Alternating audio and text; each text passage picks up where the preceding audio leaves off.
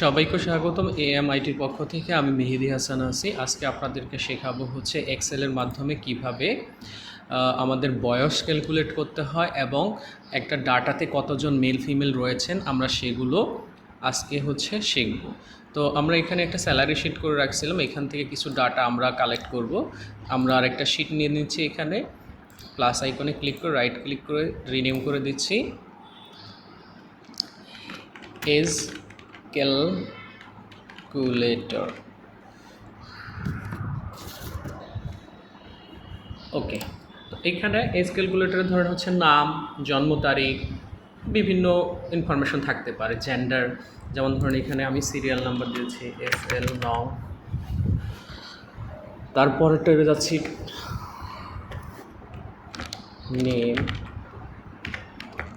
Date of birth, তারপরে হচ্ছে gender, তারপরে হচ্ছে ইয়ার, মান্থ, তারপরে হচ্ছে ডে, যে তার এই ডেট অফ বার্থ অনুযায়ী তার কত বছর, কত মাস এবং কত দিন চলছে সেটা আমরা কাউন্ট করে বের করব। তো একটু এগুলোকে হচ্ছে বড় করে দেই, একটু কালারাইজ করে নেই, ফন্ট কালারটা এটা করে দেই, একটু ফন্ট সাইজ বড় করে দেই, দেখতে ভালো লাগবে। এই যে দেখেন নাম ছোটো হয়ে গেছে, তাহলে আমরা এখানে ডাবল ক্লিক করলেও হবে, অথবা আমরা একটু বড় করে দিচ্ছি টেনে। ডেট অফ বার্থের ঘরটাও বড় করে দিচ্ছি, জেন্ডারটা যা আছে থাক, ইয়ারটা একটু বড় করে দিই, মান্থটা একটু বড় করে দিই, ডেটাও একটু বড় করে দিই। যদি আপনি তিনটা এক সমান চান তাহলে হচ্ছে এই যে ফরম্যাট থেকে column wide, auto fit column wide করে দেন, তাহলে লেখা অনুযায়ী ছোট বড় হবে।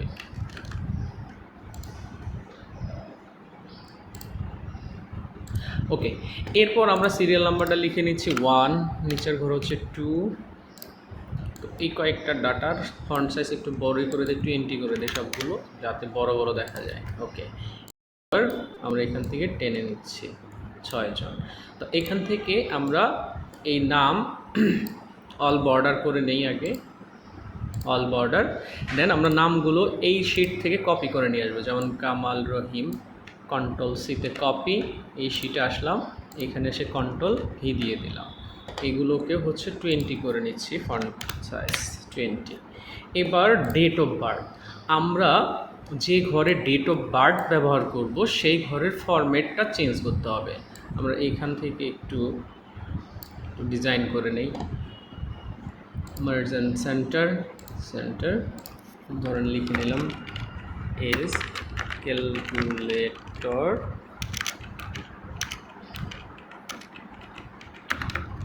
And male female count.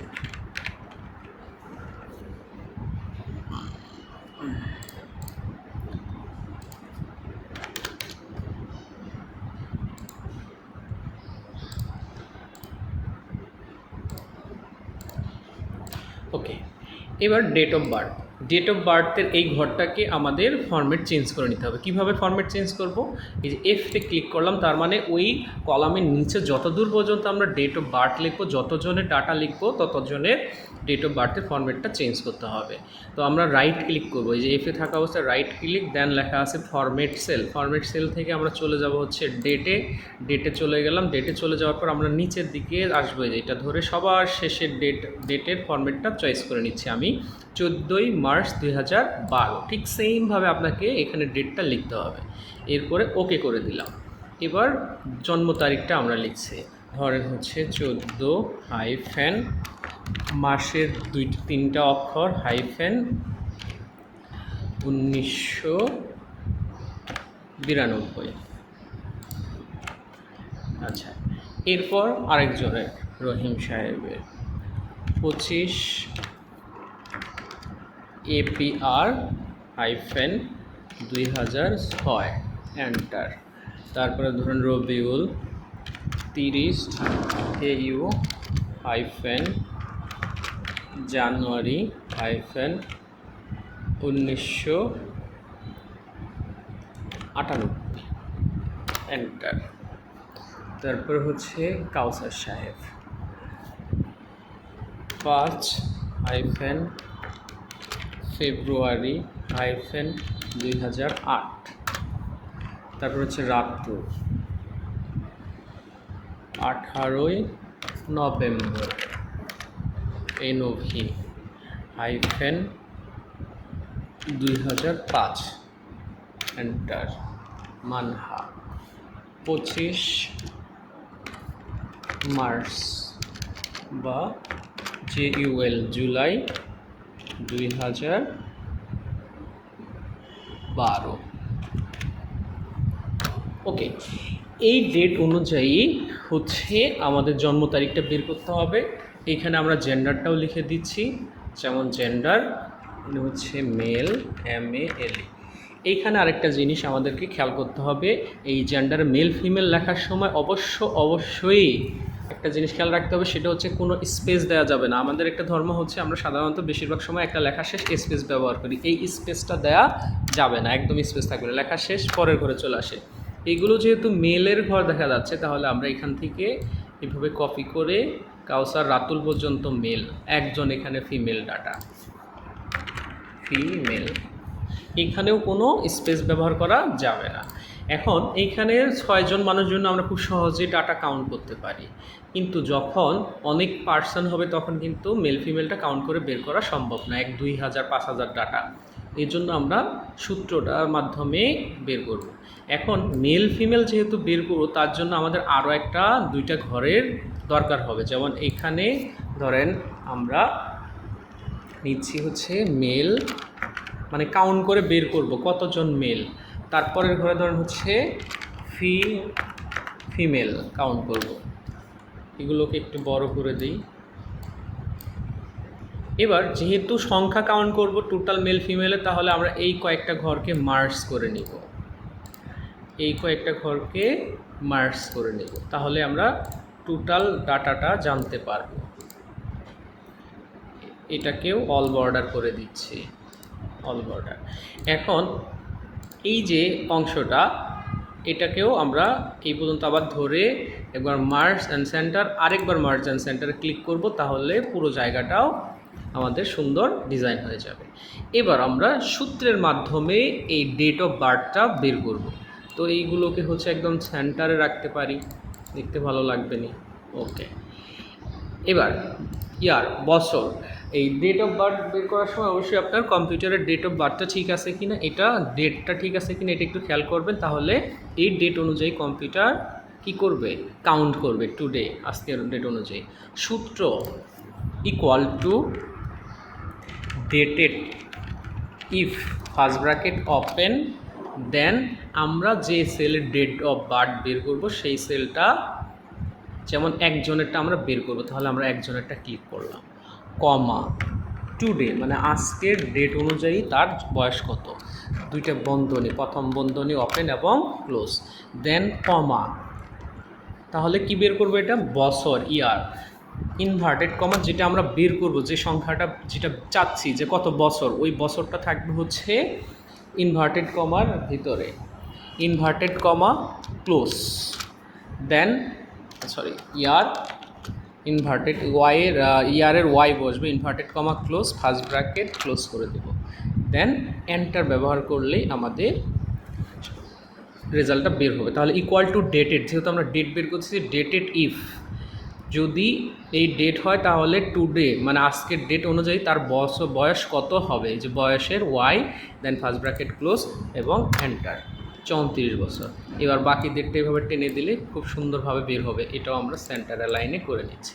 এবার মাস, তো এটাও বের করার জন্য সেম সূত্র হবে, তাহলে আমরা সেম সূত্রটা কপি করব কিভাবে, যেমন এখানে ক্লিক করলাম, এই যে দেখেন ফর্মুলা বারে আপনার সূত্রটা দেখাচ্ছে, সেম সূত্রটা আমরা এখান থেকে কপি করছি, Ctrl+C, কপি করার পর আমরা একটা স্ক্যাপ বাটনে প্রেস করব, ESC যে কম্পিউটারের কিবোর্ডের প্রথম বাটন যেটা বাম পাশের উপরে, এই বাটন একটা প্রেস করব, দেন এখানে এসে ক্লিক করে আমরা ফর্মুলা বারে ক্লিক করে Ctrl+V দিলাম, দেখেন সেম সূত্রটা বসছে, যদি এন্টার দিই তাহলে সেম 34 বছরের এখানে আসবে।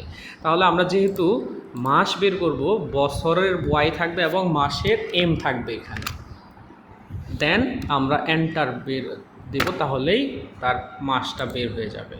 এটাও হচ্ছে আমরা এখান থেকে সেন্টারে করে নিলাম, বাকিদেরটা টেনে দিচ্ছি। এবার ডের ক্ষেত্রেও সেম, যেহেতু আমরা একবার সূত্র কপি করছিলাম, ওই সূত্রটা এখানে ক্লিক করে ফর্মুলা বারে ক্লিক করে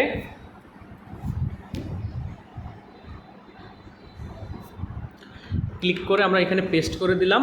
এরপরে হচ্ছে এখানে ওয়াই বাদ যাবে, ওয়াই বাদ গিয়ে হচ্ছে মাসের এম এবং ডের ডি, এমডি মানে মান্থ এবং ডে বসবে। এরপর এন্টার দিয়ে দিলে তার দিনটাও বের হয়ে যাবে, কত দিন তার বয়স। যে 34 বছর 5 মাস 10 দিন হচ্ছে এনার জন্ম তারিখ অনুযায়ী বছর বা বয়স। এবার আমরা মেল এবং ফিমেলটা বের করব। তাহলে একটা সূত্রই আমরা জাস্ট শুধু একটু মডিফাই করলাম, তাহলেই বের হয়ে গেল। এবার মেল এবং ফিমেল এটা কি করতে হবে, কাউন্ট করতে হবে।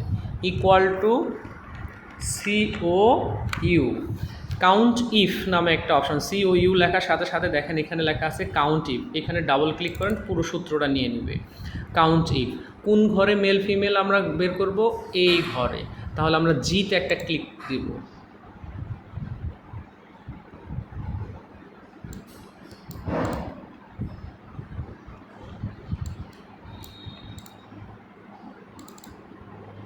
আচ্ছা, এইখানে দেখেন জি থেকে এল পর্যন্ত সিলেক্ট হচ্ছে। তাহলে আমরা যদি এইভাবে ক্লিক না করতে পারি, না হয়, তাহলে আমরা এই এলটাকে কেটে আবার এখানে একটা ডি দিয়ে দেব। তাহলে শুধুই ডি না, এখানে আসবে জি, জি ইস টু জি। তাহলে শুধু জি নাম্বার কলামটাই সিলেক্ট হবে। এখানে যে মার্জ করা আছে জন্য এই কলামটা পুরোটা নিয়ে নিচ্ছে। তো আমরা লিখেও দিতে পারি যে জি কলাম, জি ইস টু জি। এরপরে কমা, ইনভার্টেড কমা কি বের করব আমরা, মেল বের করব। এই ঘরে MAL, inverted comma close, first bracket close করে দিয়ে এন্টার ব্যবহার করার সাথে সাথেই হচ্ছে এই কলামটার ভিতরে কতগুলো মেল এবং কতগুলো ফিমেল আছে খুব সহজে আমরা গুণে বের করতে পারবো। 5 জন মেল আছে, 1 2 3 4 5। এরপরে আমরা ফিমেল, সেম সূত্রটা আমরা কপি করছি এখান থেকে, Ctrl+C, স্ক্যাপ বাটনে ক্লিক করলাম, এখানে ক্লিক করে ফর্মুলা বারে ক্লিক করার পর পেস্ট করে দিলাম। এরপরে হচ্ছে আমরা এখান থেকে মেলের জায়গায় শুধু ফিমেল করে দেব, ফিমেল। দেন এন্টার ব্যবহার করলে কাউন্ট করে বের করে দিবে। আমরা এখানে ফন্ট সাইজটা বড় করে দিলাম।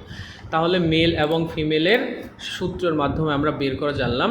এবার আমরা যেহেতু জি নাম্বার কলামটা পুরোটাই সিলেক্ট করছিলাম, নিচে যদি কখনো কোনো ডাটা চেঞ্জ হয়, যে ধরেন আরও আমাদের এখানে কিছু মানুষ অ্যাড হবে, সাপোজ ধরেন 7 নাম্বার ঘরে হচ্ছে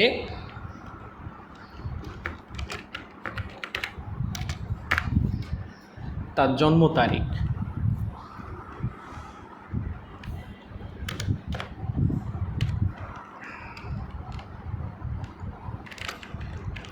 ডিসেম্বর 2009, ইনি হচ্ছে মেল। দেখেন কাউন্ট কিন্তু হচ্ছে ওখানে অলরেডি তার বয়স এবং মাস কাউন্ট করে কম্পিউটার বের করে ফেলছে, কারণ আমরা এইগুলো অ্যাড করে রাখছিলাম।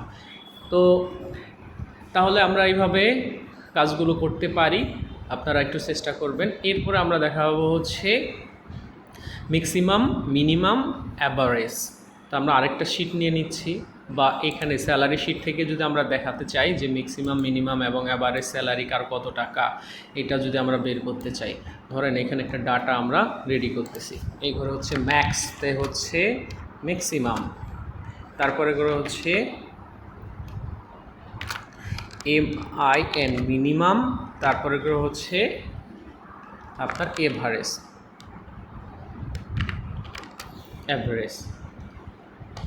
তাহলে আমরা এটাও একটু কালার করে নিই, ম্যাক্সটা ধরেন হচ্ছে লাল কালার করে নেই, তারপরে হচ্ছে অ্যাভারেজটা একটু গ্রিন কালার করে নেই, মিনিমাম অ্যাভারেজটা হচ্ছে একটু অন্য কালার করে নিলাম। এবার এই দুইটা ঘর ধরে অল বর্ডার করে দিলাম। এবার ম্যাক্স বের করবো কীভাবে, খুবই সহজ, equal to MAX, first bracket close. কোন সংখ্যাগুলোর আমরা ম্যাক্সিমামটা বের করব, যে বেসিক স্যালারি কার সবচেয়ে বেশি, তাহলে এই কয়েকটা ঘর আমরা অ্যাড করে দেব। Equal to max first bracket open, এই কয়েকটা ঘর অ্যাড করে দিয়ে ফার্স্ট ব্র্যাকেট ক্লোজ করে দিয়ে এন্টার। তাহলেই ম্যাক্সিমাম স্যালারি হচ্ছে 95,500, এই যে 95,500। মিনিমাম সর্বনিম্ন কার, equal to same MIN, minimum first bracket open, এবার বেসিক স্যালারি এই ঘরটা ক্লিক করে দিয়ে ফার্স্ট ব্র্যাকেট ক্লোজ করে দিয়ে এন্টার। 15,000 টাকা হলো মিনিমাম স্যালারি। অ্যাভারেজ স্যালারি কত টাকা যাচ্ছে কোম্পানির, ইকুয়াল টু AVE। তো এইখানে অ্যাভারেজে ডাবল ক্লিক করলে আমরা অ্যাভারেজটা পেয়ে যাবো। অ্যাভারেজ পুরোটাই লিখতে হবে, ফার্স্ট ব্র্যাকেট ক্লোজ করে দিয়ে বেসিক স্যালারি, দেন ফার্স্ট ব্র্যাকেট ক্লোজ করে দিয়ে এন্টার।